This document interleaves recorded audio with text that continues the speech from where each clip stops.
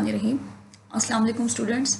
आज हमारा second lecture है। होम्योस्टेसिस चैप्टर हमने स्टार्ट किया हुआ है और इस लेक्चर में आज हमने पढ़ना है ऑस्मो रेगुलेशन इन एनिमल्स और इसी के साथ एक्सक्रीशन इन प्लांट्स।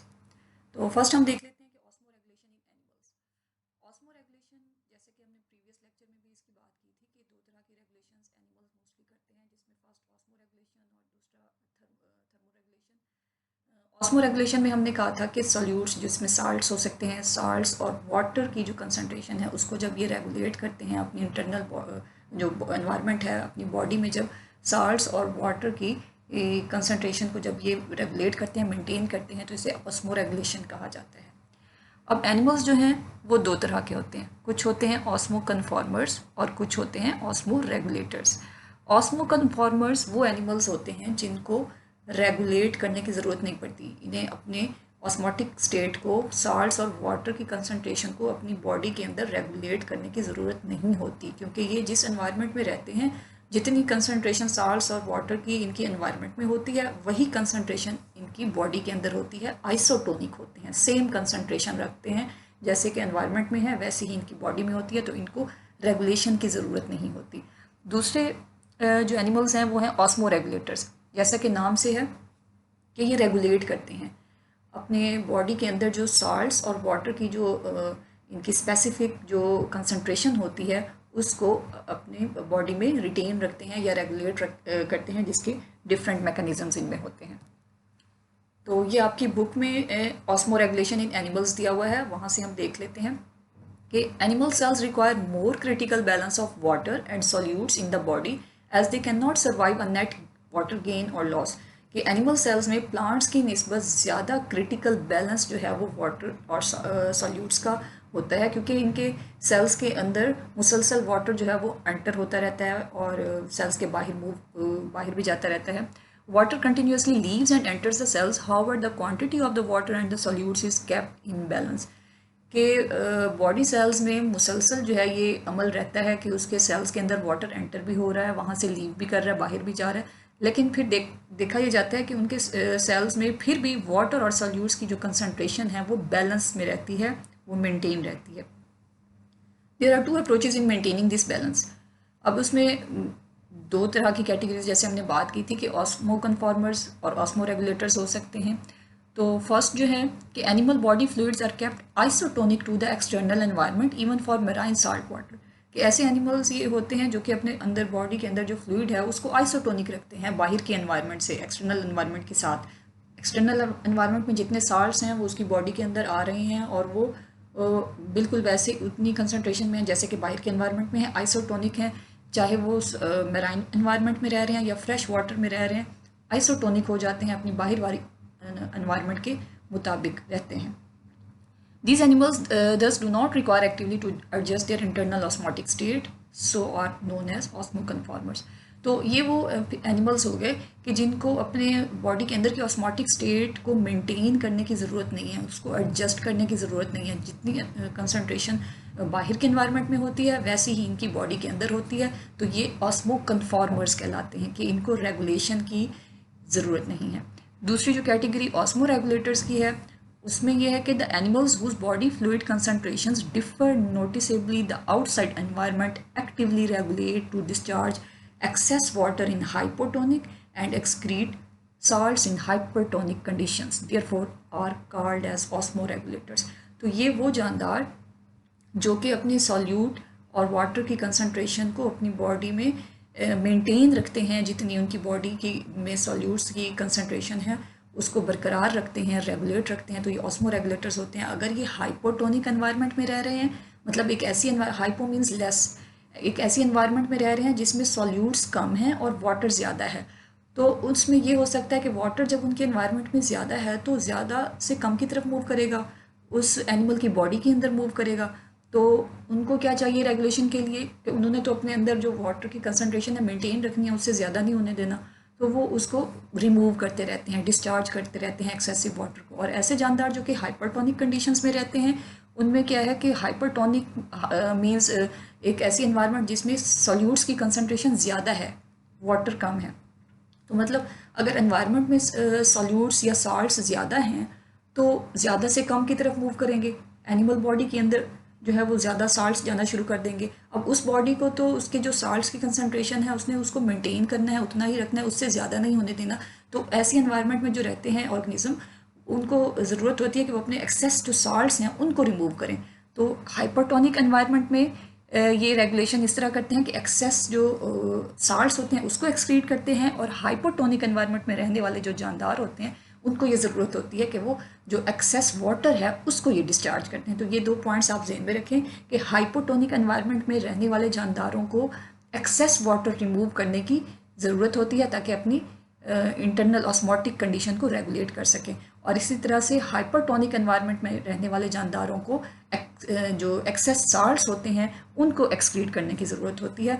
तो ये ऑस्मोरेगुलेटर्स में आ जाते हैं। Animals inhabiting different environments have distinct adaptations to regulate osmotic balance, for example marine, fresh water and terrestrial environment.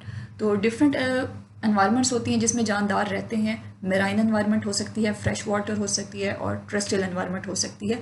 तो डिफरेंट एनवायरनमेंट्स में ये ऑस्मो रेगुलेटर्स किस तरह से अपनी ऑस्मोटिक कंडीशन को रेगुलेट करते हैं ये देखते हैं हम।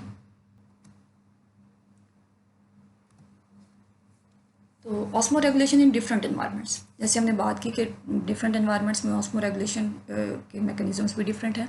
तो फर्स्ट इसमें हम देखते हैं मेराइन एनवायरनमेंट। मेराइन एनवायरनमेंट किसे कहते हैं कि मेराइन एनवायरनमेंट में ओशंस आ जाते हैं, सी वाटर, समुद्री पानी जो होता है। तो आपको पता होगा कि ये ओशंस या सी वाटर जो होता है ये इसमें जो साल्ट्स होते हैं वो बहुत ज़्यादा होते हैं, खारा पानी होता है हम कह सकते हैं, और इसमें साल्ट्स की कंसनट्रेशन बहुत ज़्यादा होती है। और इसमें रहने वाले जो जानदार हैं एनिमल्स, उसमें इनवर्टिब्रेट्स भी हैं, वर्टिब्रेट्स भी हैं। इनवर्टिब्रेट्स जो मेराइन एनवायरनमेंट में रहते हैं वो मोस्टली ऑस्मो कन्फॉर्मर्स होते हैं। ऑस्मो कन्फॉर्मर्स वो जिन्होंने रेगुलेट नहीं करना, कि जितनी उनकी बाहर एनवायरनमेंट में साल्ट्स और वाटर मौजूद हैं इनकी बॉडी में भी उतने ही वो जब एंटर होंगे बॉडी के अंदर उतने ही रहेगी कंसनट्रेशन, ये उसको रेगुलेट नहीं करेंगे।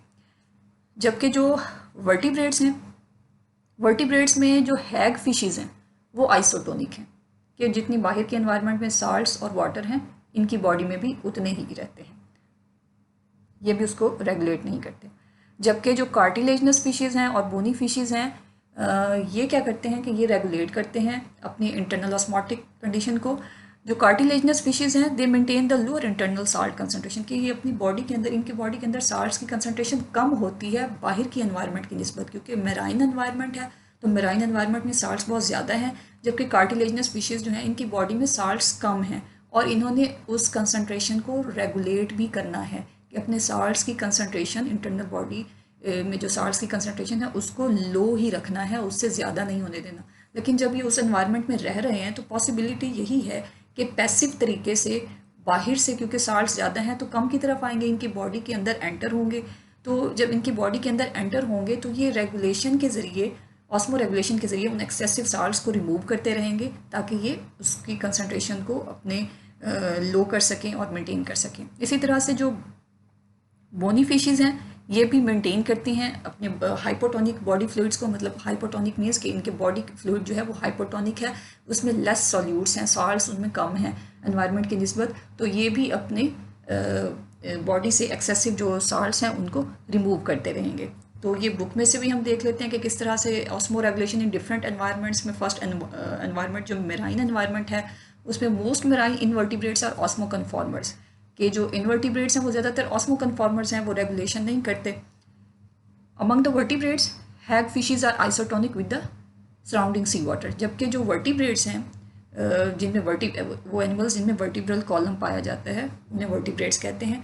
तो उन वर्टिब्रेट्स में से जो हैग फिशेज हैं ये भी आइसोटोनिक हैं, अपने सी वाटर के मुताबिक ही अपने जो बॉडी का फ्लूइड है उसमें साल्ट की कंसनट्रेशन वैसे ही रखते हैं जैसे कि सी वाटर में है।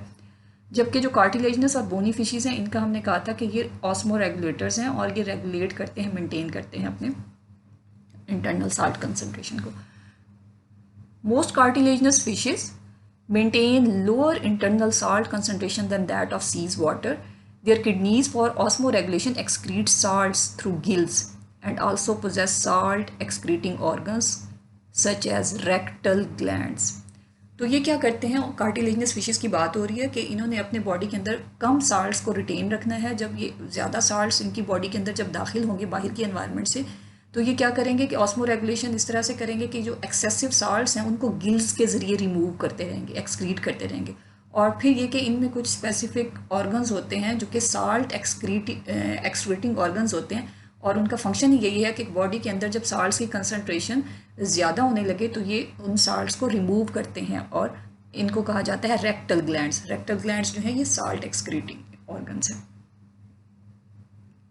These employ active transport mechanism to remove salt against osmotic gradient. अब ये जो रेक्टल ग्लैंड्स हैं इनका ये फंक्शन है कि इन्होंने बॉडी से एक्सेसिव साल्ट्स को रिमूव करना है, एनवायरनमेंट में रिमूव करना है। अब एनवायरनमेंट में हमने कहा कि ऑलरेडी साल्ट्स बहुत ज़्यादा हैं, और ये फिर मतलब कम से ज़्यादा की तरफ फिर से जो है उसको रिमूव कर रहे हैं, तो ये अगेंस्ट द कंसनट्रेशन ये कर रहे हैं। मतलब हम कहते हैं ना कि हमेशा जो है वो मूवमेंट होती है from higher concentration to lower concentration, लेकिन यहाँ पर इनको ज़रूरत है कि ये अपनी बॉडी से उन साल्ट्स को रिमूव करके दोबारा उस एनवायरनमेंट में भेजें जहाँ ऑलरेडी साल्ट्स ज़्यादा हैं मेराइन एनवायरनमेंट में। तो ये अगेंस्ट द कंसनट्रेशन है कि कम से ज़्यादा की तरफ साल्ट्स जब ये मूव करेंगे तो उसके लिए ये रेक्टल ग्लैंड्स मौजूद हैं जो कि एक्टिव ट्रांसपोर्ट के ज़रिए रिमूव करते हैं। Some fishes have relatively low salts in the body fluids but have rendered these hypertonic to that of sea water by retaining urea in adequate concentration. कुछ fishes ऐसी होती हैं जो कि जिनमें उनकी साल्ट की कंसनट्रेशन तो कम होती है, लेकिन वो बाहर के एनवायरनमेंट की निस्बत हम कह सकते हैं कि हाइपरटोनिक इस सेंस में होते हैं कि वो यूरिया को रिटेन कर सकते हैं। लेकिन यूरिया जो है वो हाई कंसनट्रेशन में हो तो वो इनके लिए टॉक्सिक हो सकता है, because urea in high concentration is damaging, so these fishes retain another chemical trimethylamine oxide for protection against urea. तो ये फिर यूरिया की जगह जब एक्सेसिव अमाउंट में यूरिया हो तो वो उनके लिए हार्मफुल हो सकता है, तो उसकी जगह ये ट्राईमिथाइलएमाइन ऑक्साइड जो है उसको ये रिटेन करते हैं बॉडी के अंदर। फिर इसमें आ जाती हैं बोनी फिशेस। बोनी फिशेस जो हैं ये in fact they are the descendants of fresh water ancestors, कि ये फ्रेश वाटर से आई हैं ये सी वाटर की तरफ, तो बट लेटर बिकेम मेराइन। बाद में ये मेराइन हो गई कि फ्रेश वाटर में पहले इनके एंसेस्टर्स मौजूद थे, वहाँ से ये मेराइन वाटर में आ गई ये fishes. They constantly lose water from their hypotonic body fluids to hypertonic environment. तो ये भी क्या करते हैं कि ये वाटर को लूज करते रहते हैं अपने हाइपरटोनिक एनवायरनमेंट में, बाहर सी वाटर में। These fishes have adopted themselves to drink large amount of seawater and excrete concentrated urine, resulting in maximum salt excretion and minimum water loss. और क्योंकि हमने कहा कि ये इवॉल्व हुए हैं, जो इनके डिसेंडेंट्स थे वो फ्रेश वाटर में थे, तो फ्रेश वाटर में तो वाटर की अवेलेबिलिटी ज़्यादा होती है, साल्ट्स जो हैं वो कम बॉडी में दाखिल होते हैं, वाटर ज़्यादा। तो जब ये मेराइन एनवायरनमेंट में आए तो इन्हें ज़रूरत पड़ी कि ये ज़्यादा अमाउंट में जो वाटर है वो लें। जब ये वाटर लेते हैं मेराइन एनवायरनमेंट में तो साल्ट्स की कंसनट्रेशन भी इनकी बॉडी में बढ़ती जाती है, क्योंकि उस वाटर में साल्ट्स बहुत ज़्यादा होते हैं। तो ये वाटर को तो रिटेन रखते हैं और साल्ट्स को जो है वो रिमूव करते हैं। जो ये यूरिन एक्सक्रीट करते हैं वो कंसनट्रेटेड होता है, मीन्स उसमें ये साल्ट्स की कंसनट्रेशन ज़्यादा होती है। इस तरीके से वाटर को रिटेन कर लेते हैं और साल्ट्स को, एक्सेसिव साल्ट्स को ये रिमूव करते हैं। यहाँ पे ये दिखाया गया है डायग्राम में osmo regulation in marine fish and fresh water fish. तो ये मेराइन फिश में देखें, यहाँ पर हम देख रहे हैं कि ये दिखाई गई है फ़िश जो कि मेराइन एनवायरनमेंट में है, और यहाँ लिखा हुआ कि ड्रिंक सी वाटर। जाहिर है वो सी वाटर जो है वो लेगी, और इसमें passive loss of water through gills, के वाटर जो है ऑटोमेटिकली ऐसा होगा क्योंकि बाहर के एनवायरनमेंट हाइपरटोनिक है, वहाँ वाटर की कंसनट्रेशन जो है वो कम है इनकी बॉडी की निस्बत, तो इनकी बॉडी से वाटर जो है वो रिमूव होके बाहर के एनवायरनमेंट में मूव करेगा। और इसी के साथ salts actively excreted by gills, तो जब ये वाटर लेते हैं तो इनकी बॉडी में साल्ट्स भी आ जाते हैं। तो साल्ट्स को ये रिमूव किस तरह से करते हैं कि इनमें जो गिल्स हैं वो रिमूव करते हैं। यहाँ हमने बात की थी कि इनमें रेक्टल ग्लैंड्स होते हैं जो कि रिमूव करते हैं एक्सेसिव साल्ट्स को। और इसके अलावा जो ये यूरिन एक्सक्रीट करते हैं वो आइसोटोनिक होता है विच कंटेन सम साल्ट्स। इसी के साथ दिखाया गया कि फ्रेश वाटर फिश वो फ़िश जो कि फ्रेश एनवायरनमेंट में रहती है, जहाँ पर वाटर की अवेलेबिलिटी बहुत ज़्यादा होती है। तो वाटर यहाँ पे देखें कि लिखा हुआ है कि passive gain of water across body surface and through gills, कि बाहर के इन्वायरमेंट में वाटर इतना ज़्यादा होता है कि ज़्यादा से कम की तरफ जब वो मूव करेगा, इनकी बॉडी की तरफ मूव करेगा पैसिव जरिए तरीके से, तो इनको वाटर ड्रिंक करने की ज़रूरत नहीं है। लिखा हुआ है डज़ नॉट ड्रिंक, कि ये वाटर ड्रिंक नहीं करती, इनकी बॉडी में पैसिव तरीके से ही वाटर इनकी बॉडी में दाखिल हो जाता है और मज़ीद वाटर की इनको ज़रूरत नहीं होती, बल्कि इन्होंने उस एक्सेसिव वाटर को भी रिमूव करना होता है। और यहाँ फिर लिखा हुआ है कि salts actively taken up by gills, और इन्होंने अपनी इंटरनल ऑस्मोटिक कंडीशन को मेंटेन करने के लिए इन्होंने फिर साल्ट्स जो हैं टेकअप करने हैं। और उसी के साथ large amount of hypotonic urine contains little salts, और क्योंकि इनकी बॉडी में वाटर बहुत ज़्यादा दाखिल हो रहा है तो उसको इन्होंने रिमूव करना है, एक्सेसिव वाटर को जिसमें साल्ट्स कम होंगे और वाटर ज़्यादा होगा, वो हाइपोटोनिक यूरिन जो है ये एक्सक्रीट करते हैं। फ्रेश वाटर एनवायरनमेंट, जैसे हमने बात की कि फ्रेश वाटर एनवायरनमेंट एक ऐसी एनवायरनमेंट होती है जिसमें सॉल्यूट्स की कंसनट्रेशन बहुत कम होती है और वाटर की कंसनट्रेशन बहुत ज़्यादा होती है। जैसे कि इसमें हम कहें रिवर्स हैं, स्ट्रीम्स हैं, पॉन्ड्स हैं, लेक्स हैं, तालाब, चश्मे, दरिया वगैरह, इनमें साल्ट्स कम होते हैं, फ्रेश वाटर जो है वो ज़्यादा होता है। तो इस एनवायरनमेंट में रहने वाले जानदारों को ये प्रॉब्लम हो सकती है कि इनकी बॉडी में वाटर जो है वो ज़्यादा एंटर हो सकता है। तो इन्होंने अपने अंदर के वाटर और सॉल्यूट्स को मेंटेन किस तरह से करना है कि उस एक्सेसिव वाटर को इन्होंने रिमूव करना है। जैसे हमने मैराइन एनवायरनमेंट की बात की थी तो उसमें प्रॉब्लम उनको ये था कि उनकी बॉडी में साल्ट्स जो हैं वो एक्सेसिव अमाउंट में दाखिल हो जाते थे, क्योंकि बाहर के एनवायरनमेंट में साल्ट्स ज़्यादा थे, तो वो उन साल्ट्स को रिमूव करते हैं, डिफरेंट मैकेनिज्म से रेगुलेट करते हैं। और जो फ्रेश वाटर एनवायरनमेंट में रहने वाले जानदार हैं वो ऑस्मो रेगुलेशन में क्या करते हैं कि वो अपने अंदर दाखिल होने वाले जो एक्सेसिव वाटर है उसको रिमूव करते हैं। तो इसमें जो फ्रेश वाटर प्रोटोजोआ हैं, अमीबा है, पैरामीशियम है, इनमें होते हैं कॉन्ट्रैक्टाइल वैक्यूल्स। देखिए यहाँ पर अमीबा की डायग्राम दिखाई गई है, यहाँ पर लिखा हुआ है कॉन्ट्रैक्टाइल वैक्यूल। तो ये अमीबा जो है इसमें जगह जगह दिखाए गए हैं कि बहुत सारे ये कॉन्ट्रैक्टाइल वैक्यूल्स होते हैं जिनका फंक्शन ही यही होता है कि इन्होंने बॉडी के अंदर मौजूद जो एक्सेसिव वाटर है, जो ज़ायद मिकदार में जो पानी आ गया है, उसको ये रिमूव करते रहते हैं और अपनी ऑस्मोटिक कंडीशन को, ऑस्मोटिक स्टेट को ये मेंटेन करते हैं, रेगुलेट करते हैं। पैरामीशियम, पैरामीशियम में भी देखें कि कॉन्ट्रैक्टाइल वैक्यूल्स हैं, यहाँ एंटीरियर कॉन्ट्रैक्टाइल वैक्यूल लिखा हुआ है, फिर ये पोस्टीरियर कॉन्ट्रैक्टाइल वैक्यूल लिखा हुआ है। तो ये भी फ्रेश वाटर में रहने वाला जानदार है और ये भी इसी तरह से कॉन्ट्रैक्टाइल वैक्यूल के ज़रिए अपने एक्सेसिव वाटर को रिमूव कर सकता है। बुक में जो दिया गया है उसको हम देख लेते हैं। Fresh water animals are constantly facing the osmotic flooding of body fluids and loss of salts. ठीक है, बिल्कुल मेराइन एनवायरनमेंट का के बरक्स है ये, कि इसमें इनको जो प्रॉब्लम है वो ये है कि फ्लडिंग ऑफ बॉडी फ्लूइड हो सकता है, कि ज़्यादा पानी इनकी बॉडी में दाखिल हो सकता है और इनमें साल्ट्स जो हैं वो रिमूव हो सकते हैं। रिमूव किस तरह हो सकते हैं? लॉस ऑफ साल्ट्स इस तरह हो सकता है कि हमने कहा कि बाहर के एनवायरनमेंट में साल्ट्स कम है इनकी बॉडी की निस्बत, तो इनकी बॉडी में ज़्यादा है तो ज़्यादा से कम की तरफ, बाहर की तरफ वो मूव कर सकते हैं, लॉस ऑफ साल्ट हो सकता है। तो उसको भी इन्होंने बचाना है कि अपने साल्ट्स को इन्होंने मेंटेन रखना है और जो एक्सेसिव वाटर इनकी बॉडी में आ रहा है उसको भी रेगुलेट करना है। तो fresh water protozoa, amoeba and paramecium pump out excessive water by structures contractile vacuoles. Many freshwater animals, including fishes, remove excess water by producing large volumes of very dilute urine.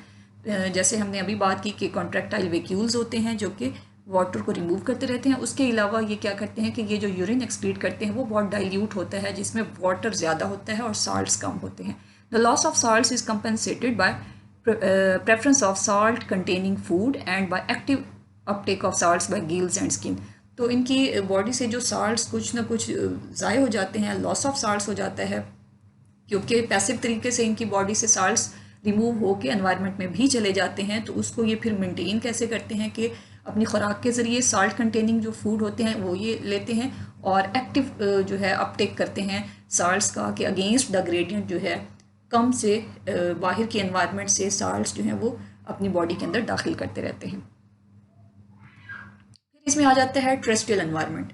Marine environment और fresh water environment ये दोनों aquatic environment की categories हैं। Terrestrial environment वो environment जो कि खुश्की में है, जिसमें मैदानी इलाके भी हैं, सहरा भी हैं, ये टेरेस्ट्रियल में आ जाते हैं। तो यहाँ पर रहने वाले जो जानदार हैं उनको जो मेजर प्रॉब्लम आ सकता है वो डिहाइड्रेशन का आ सकता है, क्योंकि यहाँ पर वाटर की अवेलेबिलिटी कम होती है एक्वेटिक एनवायरनमेंट की निस्बत, क्योंकि एक्वेटिक में तो उनके इर्द गिर्द पानी ही होता है और उसमें उनको वाटर, लॉस ऑफ वाटर का प्रॉब्लम नहीं होता। तो यहाँ पर जो सक्सेसफुल टेरेस्ट्रियल ऑर्गेनिजम्स जो खुश्की में पाए जाते हैं वो आर्थ्रोपोड्स हैं और वर्टिब्रेट्स हैं। आर्थ्रोपोड्स में इंसेक्ट्स आ जाते हैं, वर्टिब्रेट्स में ऐसे जानदार जिनमें वर्टिब्रल कॉलम होता है। तो ये किस तरह से सक्सेसफुल हैं कि इन्होंने कुछ अडॉप्टेशंस की हुई हैं, कुछ इनकी बॉडी की अडॉप्टेशंस हैं, कुछ इसमें बिहेवियरल अडॉप्टेशंस हैं, जिसकी वजह से ये इस एनवायरनमेंट में सक्सेसफुल हैं। तो फिजिकल अडॉप्टेशंस जो इनमें हैं वो इंसेक्ट्स में होता है एक्सोस्केलेटन, कि इनमें हमने बात की कि आर्थ्रोपोड्स जो हैं ये भी सक्सेसफुल टेरेस्ट्रियल ऑर्गेनिज्म है। तो ये किस तरह से कि इनकी बॉडी में एक्सोस्केलेटन होता है। एक्सोस्केलेटन मींस वो स्केलेटन जो कि बॉडी के बाहर मौजूद हो। और इसी तरह से multi layered keratinised skin cells, mammals वगैरह में, बाकी एनिमल्स में जो इनमें स्किन होती है वो मल्टी लेयर्ड होती है, केराटिनाइज्ड होती है। मल्टी लेयर्ड होने की वजह से लॉस ऑफ वाटर कम से कम होता है, और इंसेक्ट्स में एक्सोस्केलेटन होने की वजह से वाटर लॉस कम होता है। ये देखें यहाँ पर इंसेक्ट्स दिखाए गए हैं और इनमें ये एक्सोस्केलेटन है, ये एक्सोस्केलेटन है, ये एक्सोस्केलेटन है इनकी बॉडी के बाहर। ये एक थिक सा हार्ड सा एक्सोस्केलेटन होता है, जिसकी वजह से ये अपने बॉडी में मौजूद जो वाटर होता है उसको रिटेन करते हैं। इवेपोरेशन कम से कम होती है या ना होने के बराबर होती है। फिर कुछ अडॉप्टेशंस हैं, मेटाबॉलिक अडॉप्टेशंस या बिहेवियरल अडॉप्टेशंस हैं। इसमें जैसे कि डेजर्ट मैमल्स की अगर हम बात करें, ऐसे मैमल्स जो कि सहरा में रहते हैं, उसमें एग्जांपल कैंगरू रैट की दी हुई है कि ये इस तरह के भी कुछ एनिमल्स हैं जो कि काफ़ी अरसे तक अगर इनको पानी अवेलेबल नहीं होता तो ये ज़िंदा रह सकते हैं, क्योंकि डेजर्ट्स में काफ़ी लंबे अरसे तक वाटर अवेलेबल नहीं होता। जब वाटर अवेलेबल होता है तो ये ले लेते हैं और काफ़ी अरसे तक अपनी बॉडी में इसको रिटेन भी रखते हैं, और इनमें ये बिहेवियरल अडॉप्टेशन है कि ये उसके बगैर जो है वो काफ़ी अरसा ज़िंदा रह सकते हैं। और उसके अलावा ये क्या करते हैं कि दे प्रोड्यूस कंसनट्रेटेड यूरिन, कि ये जो यूरिन एक्सक्रीट करते हैं वो कंसनट्रेटेड होता है, डाइल्यूटेड नहीं होता, उसमें वाटर ये बहुत कम रिमूव करते हैं बॉडी से। एक्सेसिव साल्ट्स वगैरह जो वेस्टफुल प्रोडक्ट होता है वो ज़्यादा होता है। और उसके अलावा इनमें एक और है एनहाइड्रोबियोसिस, कि इनमें ये एबिलिटी है कि ये डिहाइड्रेशन को टॉलरेट कर सकते हैं, कि काफ़ी हद तक अपनी बॉडी में जो डिहाइड्रेशन वाटर का लॉस है उसको काफ़ी हद तक ये टॉलरेट कर सकते हैं। और जब वाटर इनको अवेलेबल होता है तो फिर उसमें उसको ये लेते हैं, वाटर को गेन करते हैं। तो बुक में भी हम देख लेते हैं कि बुक में किस तरह से है कि टेरेस्ट्रियल एनवायरनमेंट में the evaporative loss of water leading to dehydration is the major problem for terrestrial life. Arthropods and vertebrates have successfully adopted to terrestrial mode of life. जैसे हमने बात की कि ये दो ग्रुप्स जो हैं, आर्थ्रोपोड्स और वर्टिब्रेट्स, ये सक्सेसफुली जो हैं इस एनवायरनमेंट में रह सकते हैं अपनी अडॉप्टेशंस की वजह से।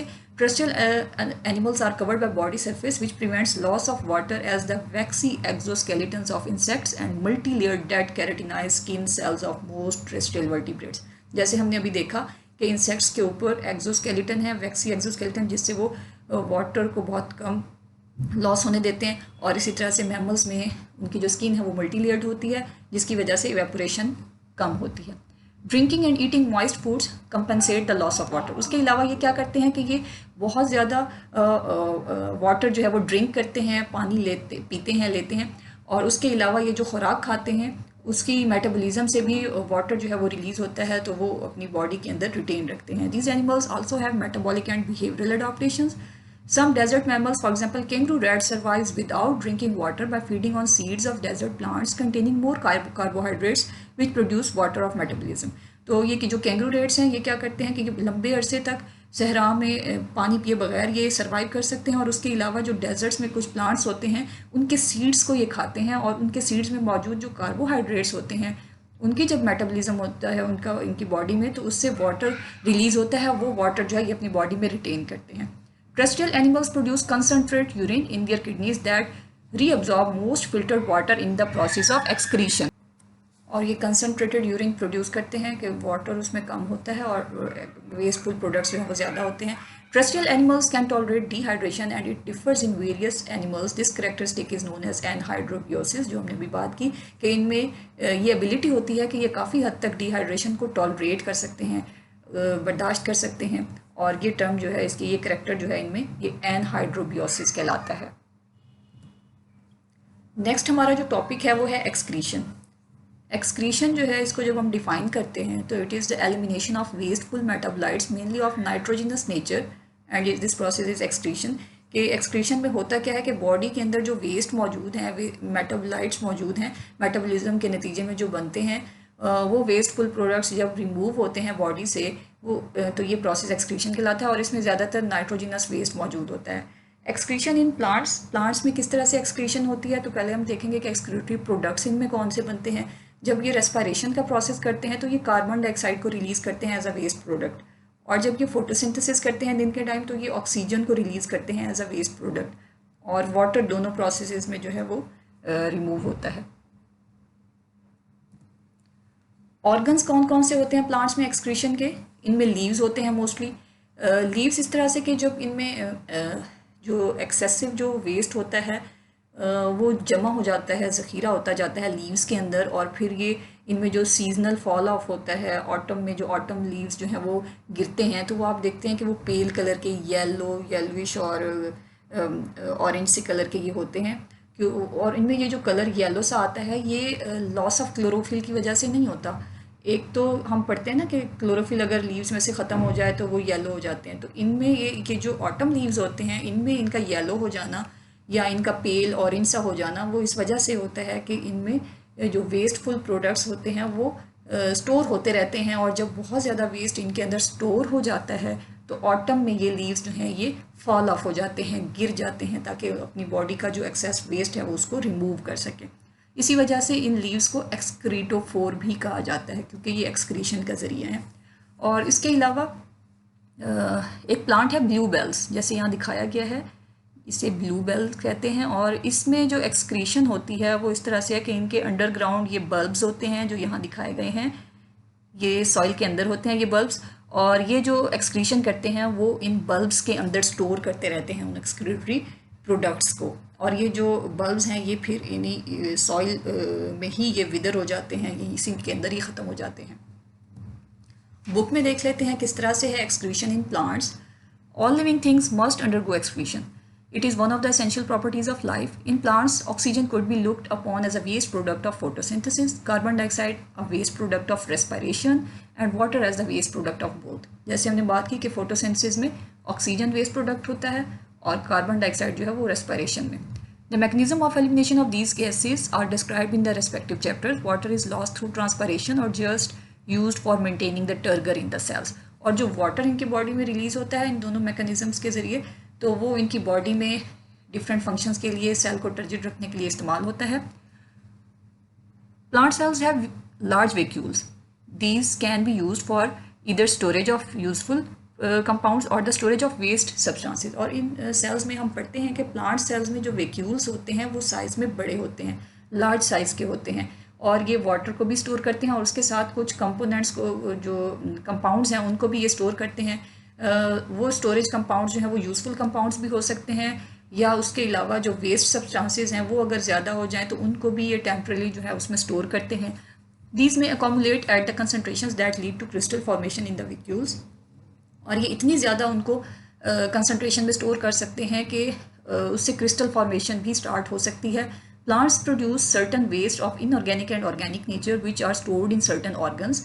तो इसमें फिर वो कहते हैं कि प्लांट्स में डिफरेंट ऑर्गन्स में ये अपने जो वेस्ट है ऑर्गेनिक हो या इनऑर्गेनिक नेचर का हो उसको ये स्टोर करते हैं, जैसे कि लीव्स हैं. The leaves are the prominent organs for this purpose. The leaves are destined to fall off as is the case of autumn leaves in plants, or die off as happens in the leaves and stalk of certain bulbs, for example bluebell leaving the bulb underground. जैसे हमने बात की कि autumn leaves जो हैं वो क्या सारे साल का जो इनमें वेस्ट है वो उसके अंदर स्टोर होता रहता है, ज़ख़ीरा होता रहता है, और इन द एंड जो है ऑटम में वो लीव्स जो हैं वो गिर जाते हैं, वेस्ट जो है वो रिमूव हो जाता है बॉडी से. या फिर ब्लू बेल्स में हमने अभी बात की थी कि उनमें बल्ब्स होते हैं जो कि अंडरग्राउंड होते हैं और उसके अंदर वो एक्सक्रीट करते हैं अपने वेस्ट प्रोडक्ट को. This is the reason gardener find rotted autumn leaves a good source of minerals. यही वजह है कि वो जो ऑटम लीव्स होते हैं वो पत्ते जो कि गिरते हैं उनमें हमने कहा कि वो क्यों गिरते हैं कि उनमें वेस्ट प्रोडक्ट्स जो मिनरल्स हैं वो बहुत ज़्यादा स्टोर हो जाते हैं. जब उनमें मिनरल्स इतने ज़्यादा होंगे तो वो एक अच्छा ज़रिया हो सकते हैं, खाद के तौर पे वो इस्तेमाल हो सकते हैं. The falling of yellow leaves in autumn is the seasonal time for the plants to get rid of the accumulated waste, and because of the reason leaves are said to be excretophore. इसीलिए इनको एक्सक्रीटोफोर भी कहा जा सकता है क्योंकि ये पूरे साल का जो वेस्ट होता है उसको सीजनल टाइम में ऑटम में ये फॉल ऑफ लीव्स हो जाते हैं तो उसको रिमूव कर देते हैं, एक्सक्रीट कर देते हैं. According to an explanation, the change in color in these leaves is not due to removal of chlorophyll, as the microscopic examination of autumn leaves shows that leaves are loaded with pigmented compounds prior to falling off, and many toxic materials like heavy metals increase sharply as the yellowing proceeds. तो in autumn leaves का yellow हो जाना ये इस वजह से नहीं है कि इनमें क्लोरोफिल ख़त्म हो गया, क्योंकि इसके जब एनाटॉमी की गई, स्टडी की गई इन लीव्स की, तो माइक्रोस्कोपिक एग्जामिनेशन जब की गई तो ये देखा गया कि इनमें गिरने से पहले थोड़ा सा टाइम पहले जब इनको देखा गया तो इनमें पिगमेंटेड कंपाउंड्स क्लोरोफिल वगैरह मौजूद थे। तो इनमें जो कलर चेंज आया वो किस वजह से आया कि इनमें बहुत सारे टॉक्सिक मटेरियल्स जो हैं, मेटल्स वगैरह, वो बहुत ज़्यादा अमाउंट में जो है वो इनमें स्टोर हो गए थे, जिसकी वजह से ये येलो हो गए। Some trees deposit strange chemicals in their branches and trunks, especially in old xylem, which is no longer used for water transport.